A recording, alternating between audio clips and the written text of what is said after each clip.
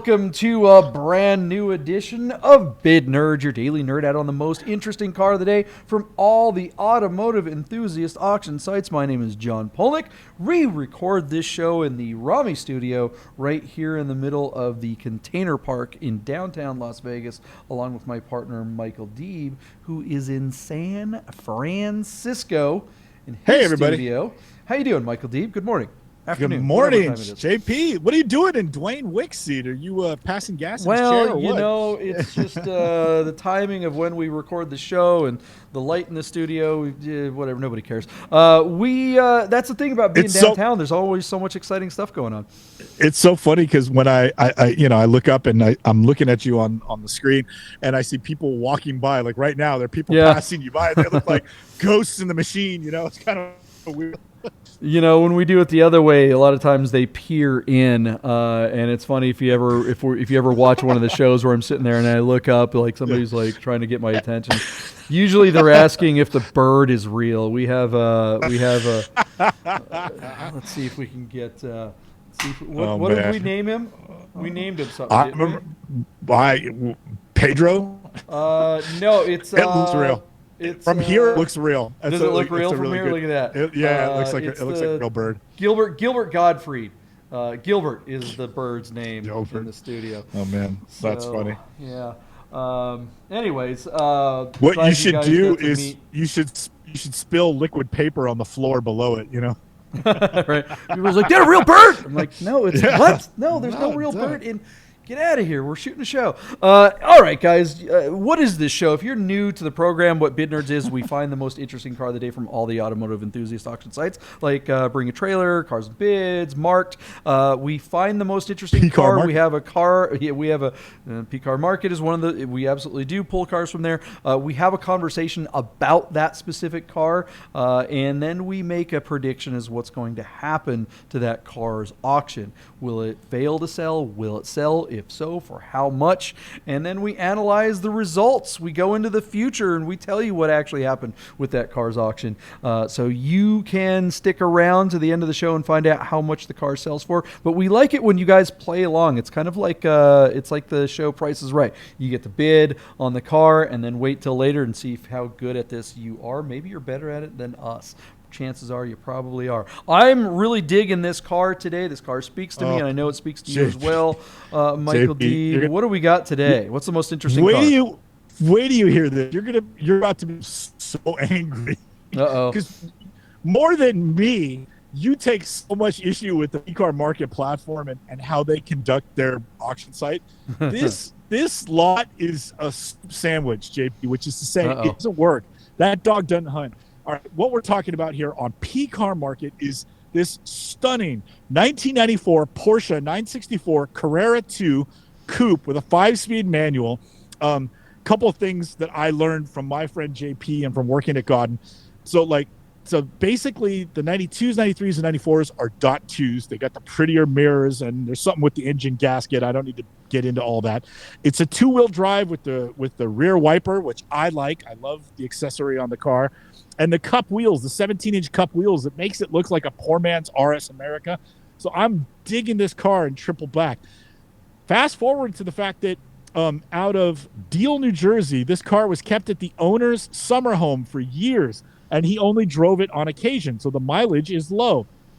He also performed $8,000 worth of service work in preparation for the sale. But here's where it gets interesting. JP, the car shows 46,000 miles. In the listing, it notes that around 41,000 miles, the odometer stopped working. And when the seller decided to go get the odometer to work again, he decided to advance the odometer to 46,000 miles. But don't worry, it doesn't actually have that many miles on it. I just wanted to run it up in whatever reason. That look on your face is going on in my head. Like, it doesn't. Wait, can you explain this again? Because you cut out a little bit. So the odometer stopped working at what? Right. 41,000 miles. And he said he drove it a couple of times before he was able to take it in to get the odometer fixed.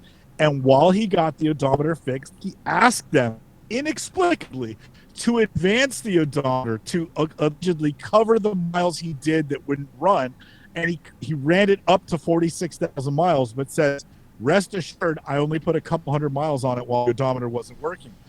In so doing, the seller and the platform have created a hurdle that doesn't need to be there.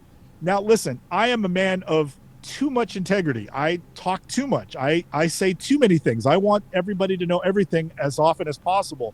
But there are some times when you just have to shut your effing mouth. And I just don't understand why this guy even brought it up. Nobody would know if you fixed your odometer and drove your car 2 or 3 or even 20 or 30 times before you got your odometer fixed. It's just the way it goes. That's life. But to advance the odometer and then try to explain why you advanced the odometer, it just doesn't make any sense to me at all. That being said, 6,000 mile discrepancy. I mean, driving it a couple times. What did you drive it a couple times to L.A.? What? Just stupid. I don't know why he did that, but anyway, here it is. The car looks spectacular. While you talk, I'm going to go back. I think this is a one-owner car, but I didn't put that in my notes, so maybe it's not. But I think it's long-term ownership for this car. And, I mean, let's pan back for just a minute, and you're still looking at a low mile, presumably, black-on-black C2 964 that's essentially a .2 with a manual on cups. Like, this is damn near the holy grail, John. Like, look at this car. I mean, it's pretty freaking awesome. Also, let me read my notes again. I think this car has a limited slip differential. It does. It has option 220. Yeah, which is really, it's a really cool car. You know? Yeah. So anyways, there you go, JP. I'm going to hand it over to you, and you explain to the audience if you agree with me or not. That, like, just when you do stuff like this, just shut up. Let the car sell itself. Like, if you think the car is in good condition, you didn't put that many miles on it, why would you ever say anything? Just shut up. Yeah. A lot of questions are going to come up. I mean, this does look like a beautiful car. Have they mentioned any history of rebuilds or anything like that on this thing? I mean, no. It has. I mean, it looks like a used 911. I mean, you know, it's got some clear coat failing on the bumper. It's a black car, so all the scratches are showing up. And part of me likes that because that says to me, I mean, that sounds honest to me, right? Yeah. Right. But then having this other discrepancy, it's just kind of weird. I don't know. I love this car. I think that the mileage discrepancy is going to hurt it. You know, it's funny, you know, it's got the broken turn signal lens there, which is just not an expensive thing to repair. Why not just go get that taken care of? Right. Why not have the wheels done? You know, I get maybe not doing the paint work on the bumpers because you don't want to do paint work, make it original and let the next owner decide what they want to do here. You know, I think but at this point with that weird mileage discrepancy, this car could have gotten an absolute premium being a low mileage car. Oh my God. And now we just don't know. But when it comes right down to it though, even a 964 with high miles, a 964 with a salvage title, a 964 with mile discrepancies, it just doesn't matter. If it's a 964 coupe, people are going to pay through the nose for it. And I think a lot of people are going to kind of look the other way on this weird, this mileage thing and just go, well, whatever. All right. I still have a super clean, unmolested, black on black 911 C2. 964. This is the car you want to start with if you're going to go, you know, make something really, really nice. So what do we think it's worth? Oh yeah, go for it. One more thing I had to add. I forgot. I'm reading my notes again. The seller also states that he thinks that some of the synchros are worn, which is really a bummer because that means he didn't drive the car well. Because again, long-term owner, he's the only one who drove it, so it means he's slipping the clutch or shifting too soon and he's banging into the gears. But he thinks the synchros are worn, and that's where it gets really weird. Like, again, a 41 to 46,000 mile 964 with a worn out box, like that should be the case. So it ends up being fishy. That transmission is not an inexpensive transmission to rebuild either, or replace. I mean, is there any mention of a clutch replacement? I mean, no. Because honestly, at 40-something thousand miles, 50,000 miles, that would be the interval when you would start to need a clutch. So does this guy just not know what he's talking about? That's possible. That would be another roll of the dice where you could like hope that, okay, maybe I'm getting a value here. But I mean, without having it I mean, that's the thing about old 911s like this, is that you really have to get them inspected. I mean, it pays to get a pre-purchase inspection when you're buying something like this, but these platforms really don't allow for that, because what are you going to do? You're going to pay for a $500 pre-purchase inspection on a car that you don't know if you're going to win the auction, and then once you've bid and you win the bid and the car is, you're obligated to buy it at that point. So you can't just ask for a pre-purchase inspection after you've won the bid and then decide not to buy it after the pre-purchase inspection. If they discover something, you're kind of SOL at that point. So that's one of the things where you're always kind of going, all right, unless the seller has authority, unless that seller has a lot of credibility, you're rolling some big dice on a car like this, not knowing certain things like, is it the clutch or is it the synchros or is it both? What's going on with does this car have 40-something thousand miles, or does it really have 140-something thousand miles? I mean, there's just a lot of questions here. Again, 964s are so sought after. There are so fewer of them in these later years. Seriously. Kind of like we talk about Porsche in like 2009, 10, and 11 after the big crash of 08. Porsche lowered the number of cars that they were producing. They did the same thing in the late 90s. I mean, Porsche almost went under. I'm sorry, not late 90s. Early 90s. In the early 90s with the later 964s. Porsche barely made it through. I mean, they were by the skin of their teeth. They were still a company, and the 993 kind of saved them, and then the Boxster really got them. Made them. They were about to commit to the 928 when an American was in the boardroom, pounded the table and did a timeline for the future of the 911, and they're like, "What the hell is that?" He goes, "This is your future. This company is all about this car." You remember that Peter something or other? Yeah, but that's like a full 5 years before that. I mean, or earlier. That's like an 80s conversation. No, I mean the 964. Okay. The 964, they were just like hanging. The early 90s, it was bad. Look up the history of it. But anyways, regardless of all that, the 964, had struggled big time. The 993 was where it was at. Anyways, so what's going to happen with the result of this car? What do you think is going to happen, Michael Deeb? Is this something that I don't know, people are just going to pay anyway and just kind of hold their nose? And I don't know. I'm just going to be like our audience. I'm going to make some popcorn and wait for the second half of the show because I have no idea what's going to happen.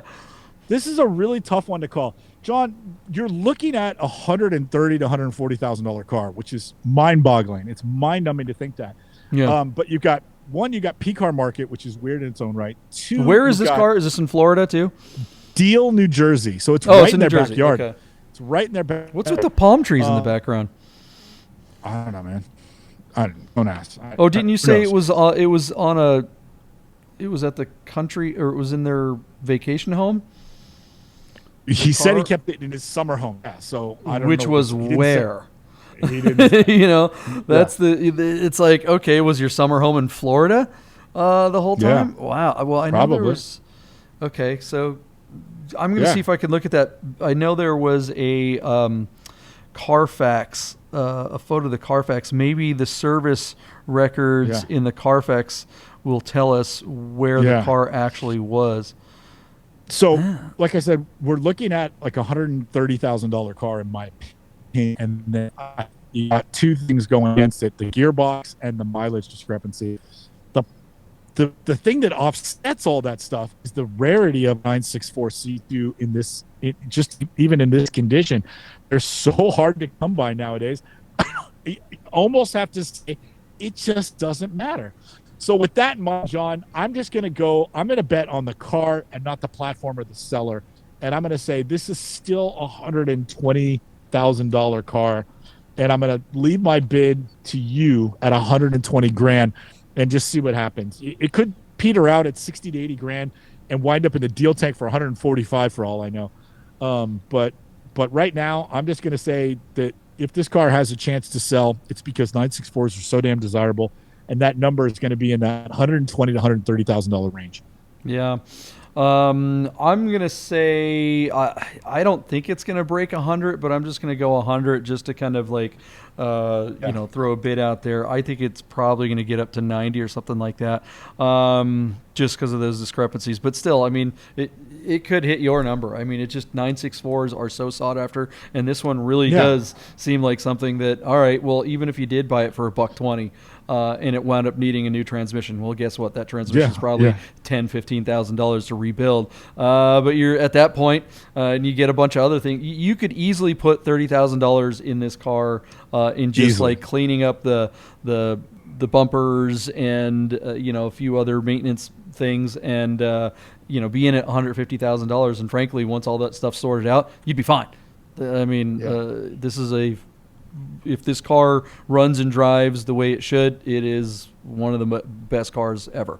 What do you guys think? Are we overselling it? Do you think we're blowing this mileage thing out of proportion? Who cares? It's a 964. It's going to get all the money. It's a black on black 964. I own a black on black 964, but it ain't a. Do you? I have mine has a soft top. He's got one just like it. Yeah, exactly. Yeah, I haven't seen it since I bought it. I'll trade the guy. My miles are correct for sure. It's got like 120,000 miles. I will trade this guy for his mileage discrepancy 964. Tell us what you think this car is going to sell for in the comments below. And then right after you do that, if you haven't already, hit the subscribe, like, and notification button. And we're going to go away for just a moment. And while we do, we're going to find out right after this what happens with this car's auction.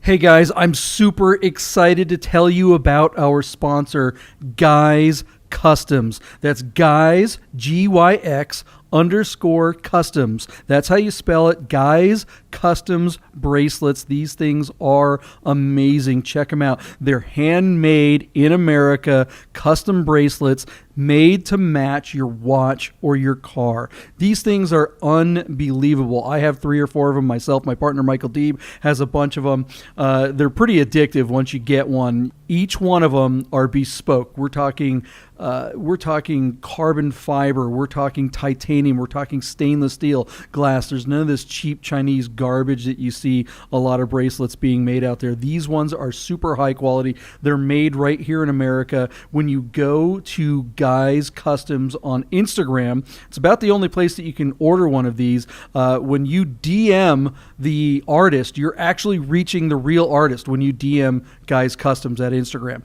And she will make you a bracelet made to match that special watch, that special car, or that special person that has a special watch or a special car and they want something really, really cool in their life. They make the most amazing gifts. I get compliments on mine all the time. Everywhere I go, people are like, wow, that's really cool. You can see in the pictures, these beads, the colored beads are PTS. They're paint to sample. So if you have a specific color code for your car, she'll have beads made that are specifically painted to match your car or your watch. It's unbelievable. You got to get one of these Guys Customs bracelets. Check them out. They support us, and we really, really, really want to support them. Guys Customs bracelets. All right, let's get back to the bids. Let's find out how much that car sold for today. And we're back to the future. Here we are, guys. Welcome back to the Bid Nerds, your daily nerd out on the most interesting car of the day from all the automotive enthusiast auction sites. Did you take the chance over the break to go ahead and hit the subscribe, like, or notification button? If you didn't, come on, man. What are you doing? Hit the subscribe, like, notification button. We do the show for you. Not for him, not for anybody. I don't know. You have an Italian restaurant, so we were talking about it over when we were in it. Anyways, yeah. I could go for some Italian food. That sounds pretty good right about now. Come on, man. Tony P, let's go. If I owned this car, I think it would be a great road trip car to drive up to your restaurant, the Nob Hill Cafe. If you guys are ever in San Francisco, my God, one of the things that you have to do if you make a trip to San Francisco is go to my partner's restaurant. Just DM him. He will get you hooked up. Just DM me. I'll hook you up. You get the Bid Nerds discount. JP, if you own this car, you'd be on the DWA rally. Now, I'm not trying to rub your nose in it. I know Tony Mazzagatti and his team at 900 Series are working feverishly and exclusively on your car to get you ready for the DW Alley. But just in case that doesn't happen, I want to make you a deal on air. if you don't have a car but you want to go on the rally, come and drive the 914. It's all yours. You can take it for the whole rally, but you have to fly in and out of San Francisco because I have to get the car home. You know what I mean? Yeah, no, I get that. You can't duck out and drive it home to Nevada. If you do, then you owe me 55. Then I owe you 55 grand. Yeah, 55 grand. Yeah. But otherwise, I think you should have bought this car. I picked it out for you. Yeah. The 94 911 C2 on PCar Market. JP, despite the slight weakness in with the clutch and the roll on the odometer, the roll ahead, I should say, I still thought this car had a chance to see 120 grand, because I think that's what this car should be worth, that, or maybe be a couple of dollars more. You, of course, the ever pragmatic one, took the under at $100,000. JP, this is an interesting result because the car sold on PCar Market, and you were $1 off a Yahtzee. It sold for $99,999. $1 short of your $100,000 bid. 38 bids on this car, plenty of action. But it's very curious that the seller of this car confessed all these things. And I say confessed because I honestly, as honest and as much as I talk, I don't think I would have said anything about the odometer being broken. I just would have fixed it and it just live and let live. I wouldn't have rolled it forward. I wouldn't have made a big thing about it. And whatever he was saying about the synchros being all jacked, it's interesting that his reserve was under $100,000 and that this car sold for that number. I wonder if PCar Market called him and said, look, this might be all the money we get. You should pull the reserve.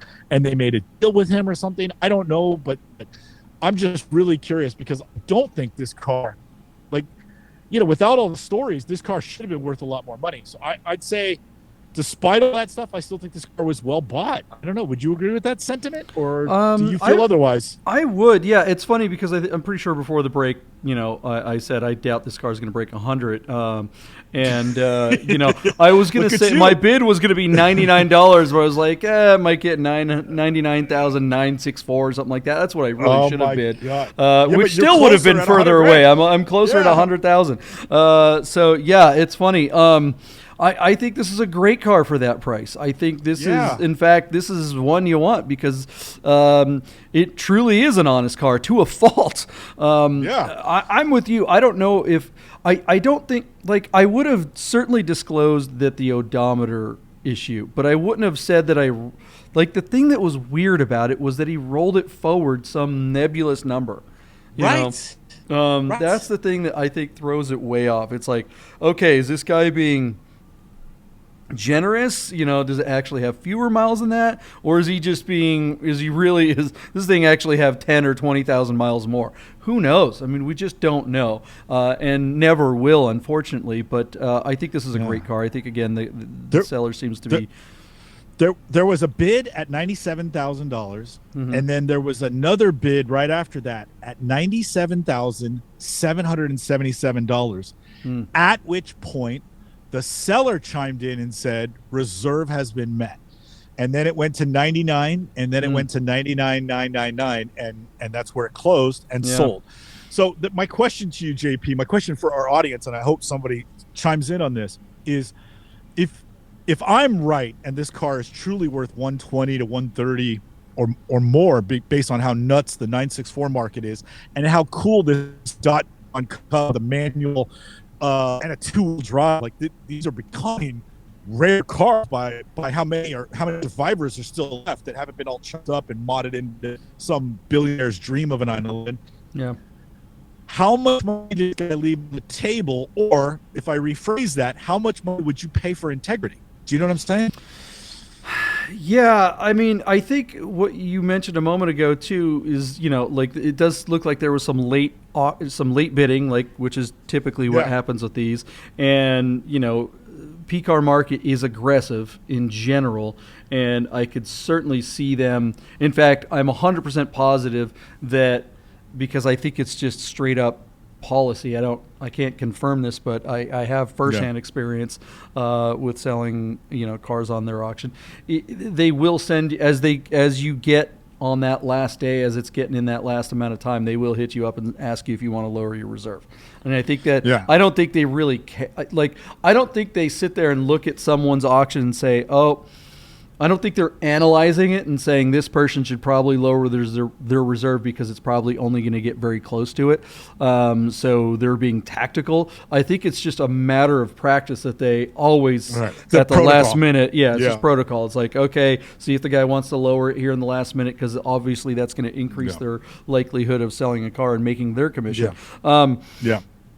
The thing is, though, I think this, one of the big question I think really to ask is, would this guy have been better off with no reserve in the first place? And I think the answer is yes, but certainly that would have been really risky on something like this, because he comes in late and says that the reserve has been met, and then what that does at that moment is that says to everyone, oh, okay, this is how much the guy really wanted for the car. So anything much more than that really probably isn't worth that.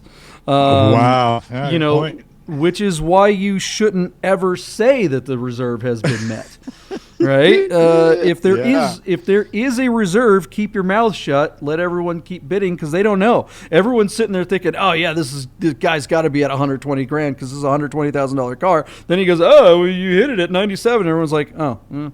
I mean, that's just pulling the air out of your auction. I don't know what the heck the guy was thinking. But I think that that is on brand with this particular seller. He needs to learn when to keep his mouth shut, because he probably lost $10,000 at least by being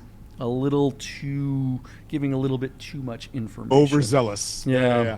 Also on brand with PCar Market, is it not? Just shut your mouth. Well, I mean, I don't know. I mean, I think the guy's too honest for PCar Market. I think PCar Market is a little, everyone knows my opinion of PCar Market. And if you're new to the show, watch some old episodes. Watch any episode. But look, I think it's a juxtaposition of a guy that's super, super honest and an entity that's, What do you guys think? Is it great that did this guy get? Is this the most amount of money that could have been gotten for this car? And the guy did everything right in being forthright, or should he have kept his mouth shut and either put it on a different platform? What do you guys think of the result of this 964? This is certainly a 964 I'd love to own, and I would absolutely take it on that Coastal Range Rally. I do own a 964. I'm hoping that mine works by then, so we will find out. Otherwise, I might be driving a 914. All right, guys. Come back tomorrow. We'll find out what the most interesting car of the day is tomorrow. See you guys.